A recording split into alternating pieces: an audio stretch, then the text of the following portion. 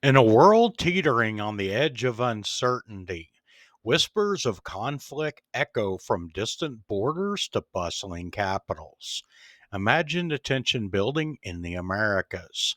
President Trump has hunkered down for 3 consecutive days of high stakes briefings on potential strikes against Venezuela. What could spark such urgency? Just across the border, Colombian forces have unleashed bombings, wiping out 9 members of a cocaine trafficking ring, as reported by the Agence France Presse from Ministry of Defense sources. Is this an isolated takedown or the opening act in a larger drama unfolding in South America? Picture the U.S. Navy stirring from its slumber, reopening the long dormant Roosevelt Roads base in Puerto Rico, a strategic flex amid this brewing storm near Venezuela. It's a move that raises eyebrows. Could this military resurgence signal preparations for intervention? Or is it merely a show of force in a volatile neighborhood? Halfway around the globe, in the scorched sands of southern Gaza, the ground shakes under demolition blasts. Palestinian media reports paint a vivid scene. Israeli forces methodically razing buildings in Rafah, a city already scarred by endless strife. What stories lie buried in the rubble? How might this reshape the fragile hopes for peace in the Middle East? Now turn your gaze to Europe, where the ghosts of history stir once more. Germany prepares for war. A headline that chills the air as the nation revives military service. All 18-year-olds face mandatory screenings, with a lottery looming if volunteers fall short. Announced on November 13th after a hard fought compromise between the CDU, CSU, and the SPD coalitions. This push aims to swell the ranks to 260,000 active troops and 200,000 reservists. In an area of shadowy threats, is Germany aiming for the unthinkable or simply fortifying against the unknown? The ripples of unrest spread further to the rugged terrains of Pakistan, where a drone strike has shattered the silence at Banu Damal.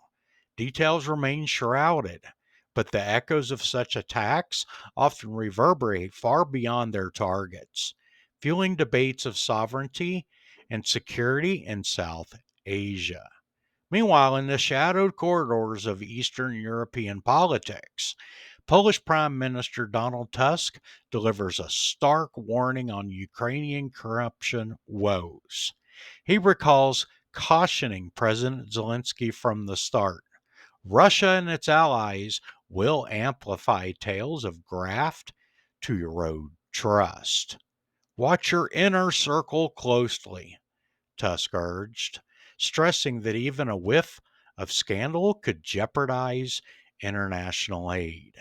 Now, with the prosecutions underway, he laments the inevitable fallout, the damage done, the steep price to pay. As Ukraine fights on multiple fronts, how deeply will this scandal wound its alliances? Finally, the turbulent waters of the Strait of Hormuz claim another victim in the game of geopolitical chess. Iran's Islamic Revolutionary Guard Corps confirms the seizure of the Marshall Islands flagged tanker Talara, laden with 30,000 tons of petrochemicals. Tehran insists it carried out illegal cargo, violating national rules, a move to safeguard interests amid Western scrutiny. With the global trade routes at stake, could this interception ignite a broader maritime clash? As these threads intertwine, one can't help but wonder, are we witnessing isolated sparks or the kindling of a global fire? What hidden forces pull these strings? And what might tomorrow bring? Stay tuned to the pulse of the planet.